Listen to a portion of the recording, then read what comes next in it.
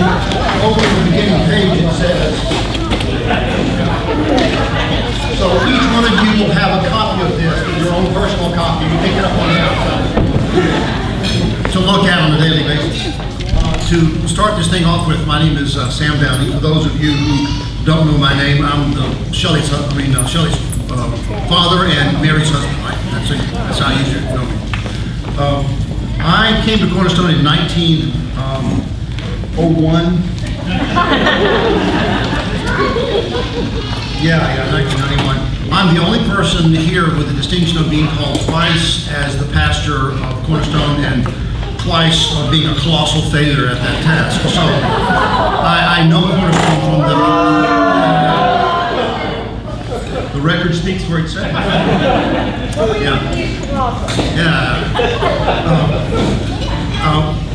My wife and I and our young children came here from Chattanooga, Tennessee, Hickson, Tennessee, actually, and were called by the session to be a pastor here. And during that time, the church were able to make the decision to go on and move to Katy, and we made also the decision to change the name to Cornerstone because it was Calvin Presbyterian. Several years earlier, a group of very dedicated Christian men and women pulled out of the PCUSA and formed Calvin Presbyterian Church. At the time, we were meeting in a very small building. Well, that was actually a big complex of buildings, office buildings, just north of I-10 and just a little bit east of Samuel's Parkway, right by Eddie's Hamburgers. The best, really good.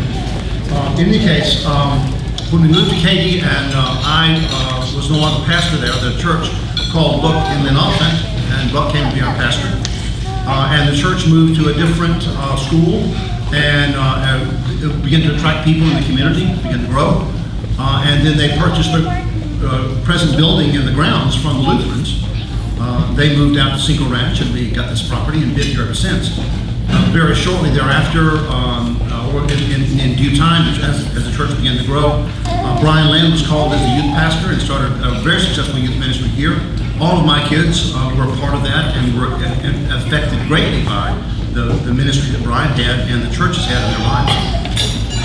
And then the church, recognizing my acute pastoral skills and my keen sense of being a pastor, called me again to be, and that was again a triumphant flop, as it was.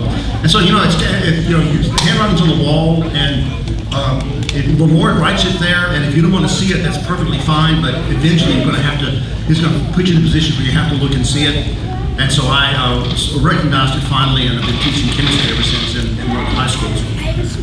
I've learned a lot being here at Cornerstone. My kids have benefited tremendously, and my family and myself, from its ministry.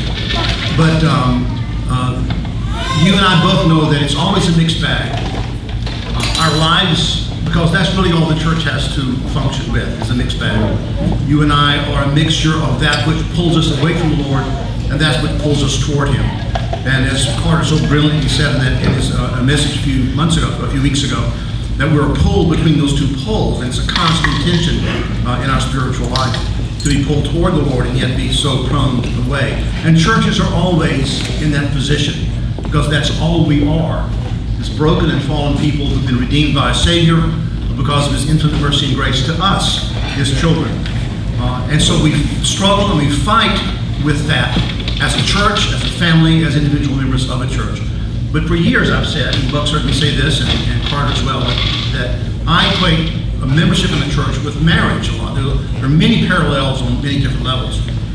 And the honeymoon's great and fantastic, and the marriage is wonderful from that point on, until you get to the point where you're tired of each other, or you're angry with each other, or you're upset with each other, or the flower has faded, so to speak. And then you can get down to the task of marriage. Now you can decide what your marriage is going to be. Because that unreal stuff is great for a while, but it really doesn't last until all the stuff begins to rub off and you get down to the core. When you get down to the core in marriage, you get down to not who my spouse is, but you get down to who I am. And if you grow up a little bit, as Mary and I have had a chance to do just a little bit, you realize that it's not my spouse that's the problem here, it's me. It's not she who needs to change, it's me. And I have a choice in that situation. My marriage can be the same, it can go on, I can retreat from it, I pull away into work, I can pull away into my own interest, and I could just kind of leave it the way it is and have kind of a happy security, but yet no depth at all, and in the long run doesn't satisfy anyone. Or I can really face myself and face my fears, my insecurities, and really struggle with those so that I can be a better person and so that I can have an opportunity to serve Mary more. And staying in the marriage allows me that opportunity to do that. It's the same way with churches. We all too often in our culture leave churches too readily. The Lord has called a number of us here at Cornerstone and a number of us away from Cornerstone. But all too often the calling away is my own interest and my own desire to find a better lover. And unfortunately, there's no one to be found. Sometimes the Lord takes us away for that, and sometimes it's our own choice to do so. And when it's our own choice, that's the problem that we have with ourselves and with churches.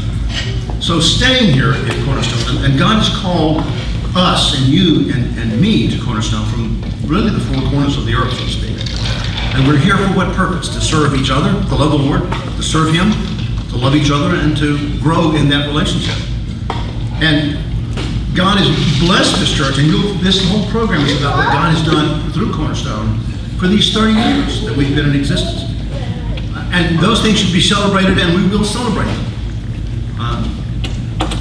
But it leaves us with the thought, the happy feelings of what God has done in the past, and the thought of pushing us into the future. And it's like marriage, okay? Marriage is great. We've gotten past the hurdle, we've gotten to this point, and we have a great marriage.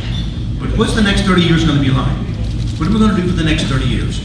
We can settle into a soft, comfortable existence and pat our easy chairs and make ourselves comfortable, or we can get down and roll up our sleeves and continue to work on those parts of ourselves that need to be changed. And that's I think the thing that we face here at Cornerstone is we've had a great 30 years. And God has done wonderful things in this congregation in many respects. And we've had all our share of problems, all that goes along with it. But in the next 30 years, what are we going to do? Fluff our easy chairs and give ourselves a nice, comfortable ride for the next 30 years? Or are we going to really roll up our sleeves and get involved in the process and get involved in God's work in our own lives, where He keeps pointing us back to, who's the problem here? It's me, it's my insecurities, my fears. And let God lead us in Cornerstone to that growth and development that He wants all of us to be. That's our choices. We're going to see a bunch of things about what God has been doing in this tonight. And I want to, Reagan Harper, Reagan, where are you? Come on up, your time.